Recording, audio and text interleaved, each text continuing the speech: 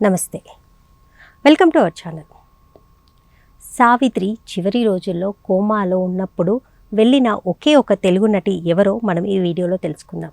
దివంగత దిగ్గజ నటి జమున గతంలో ఇచ్చిన ఓ ఇంటర్వ్యూలో మహానటి సావిత్రి జీవితంలోని కొన్ని కీలక ఘట్టాలను, విషాదాలను గుర్తు చేసుకున్నారు.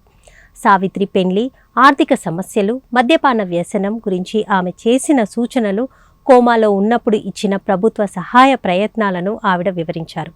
సావిత్రి దాతృత్వం, చివరి రోజుల్లో ఆమె అనుభవించిన మానసిక వేదనను జమున భావోద్వేగంగా పంచుకున్నారు. ఆమె అద్భుతమైన నటి అని కూడా కొనియాడారు. దివంగత నటి జమున గతంలో ఇచ్చిన ఓ ఇంటర్వ్యూలో దివంగత మహానటి సావిత్రి జీవితంలోని విషాద ఘట్టాలను, తనతో ఆమెకున్న ఆత్మీయ అనుబంధాన్ని కన్నీళ్లతో వివరించారు. సావిత్రి పెళ్లి విషయంలో అప్పట్లో నాగేశ్వరరావు, చక్రపాణి గారు వంటి పెద్దలు వద్దని వారిచ్చిన విషయాన్ని జమున గుర్తు చేసుకున్నారు. అప్పటికి తాను చిన్నదానవ్వడంతో వారి ప్రేమ వ్యవహారం గురించి పెద్దగా తెలియదని జమున పేర్కొన్నారు. అయితే సావిత్రి గారికి పెళ్లై పిల్లలు పుట్టి తర్వాత మద్యపానానికి బానిసైన సమయంలో తాను ఆమెకు చాలా దగ్గరయ్యానని ఆవిడ చెప్పుకొచ్చారు. ఆ కష్టకాలంలో సావిత్రి బాధపడుతుంటే, నీకు తెలిసే పెళ్లి చేసుకున్నావు, ఇప్పుడు నీ జీవితం నీది కాదు, నీకు 2 పిల్లలు ఉన్నారు, వాళ్ళ గురించి ఆలోచించు, ఉన్న ఆస్తులన్నీ పోయాయి, కనీసం ఊటీలో ఉన్న ఇంకొక ఆస్తిని అమ్మేసి ఒక మంచి ఫిక్స్డ్ డిపాజిట్ చేసుకో, సావిత్రి ఆ ఇల్లు కాకపోయినా నీ స్థాయికి తగ్గినట్టుగా ఉండు అని సలహా ఇచ్చానని జమున పంచుకున్నారు. జమినీ గణేష్ గురించి అప్పటికి సావిత్రి ఆయన్ని ఎందుకు పెళ్లి చేసుకోవాలనుకున్నారో ఆమె తనకు వివరంగా చెప్పలేదని జమున వెల్లడించారు. సావిత్రి కోమాలోకి వెళ్ళినప్పుడు తాను ఒక్కదాన్నే వెళ్ళి చూసి వచ్చానని జమున భావోద్వేగంగా తెలిపారు. అప్పట్లో చెన్నైలో ఉన్న ఒక కార్యక్రమానికి వెళ్ళినప్పుడు తన భర్త శ్రీరామూర్తితో కలిసి కోమాలో ఉన్న సావిత్రిని సందర్శించానని ఆవిడ గుర్తు చేసుకున్నారు. అంత భారీ మనిషి కేవలం ఒక చిన్న మాంసం ముద్దలా అయిపోయి పడి ఉండటంతో ఎంతో ఏడ్చేశానని ఆవిడ అన్నారు.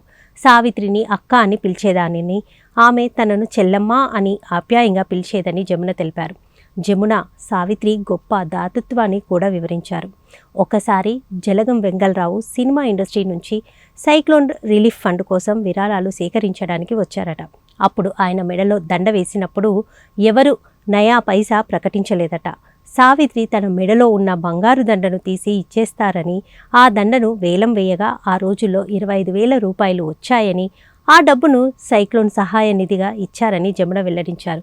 అంతటి ఉదార స్వభావాన్ని కలిగిన సావిత్రి కష్టాల్లో ఉంటే ప్రభుత్వం ఏదో ఒకటి చేయాలని తన భర్త ద్వారా అప్పటి ముఖ్యమంత్రి అంజయ్య గారికి జమున విజ్ఞప్తి చేశారట. అంజయ్య గారు వెంటనే స్పందించి సావిత్రి గారిని అమెరికా తీసుకెళ్లి చికిత్స అందించడానికి అన్ని ఖర్చులు ప్రభుత్వమే భరిస్తుందని హామీ ఇచ్చారని, డాక్టర్లతో సంప్రదించి ఏర్పాట్లు చేయమని చెప్పారని జమున తెలిపారు. అయితే మరుసటి రోజు ఉదయం మళ్ళీ వెళ్ళినప్పుడు అప్పటికి డాక్టర్లు ఉన్నారని, వారు సావిత్రికి తరలించడం అసాధ్యమని, కదిపితే ఆవిడ ఇక ఉండదు, మేమంతా అమెరికన్ డాక్టర్లమే కాబట్టి ఏమి కదిలించుకోకండి, అంతే, అట్లాగే ఉంటారు మరి కొన్నాళ్ళు ఆమె చెప్పారని జమున కన్నీంటి పర్యంతమయ్యారు. సావిత్రి జీవితం మొత్తం ఒక పెద్ద విషాదమని, అంతటి విషాదం ఇంకెవ్వరికీ రాలేదని జమున అన్నారు. ఆమె అద్భుతమైన నటి అని, కళ్ళతోనే కథలను, భావాలను పలికించగల గొప్ప నటి అని జమున భావోద్వేగంగా గుర్తు చేసుకున్నారు.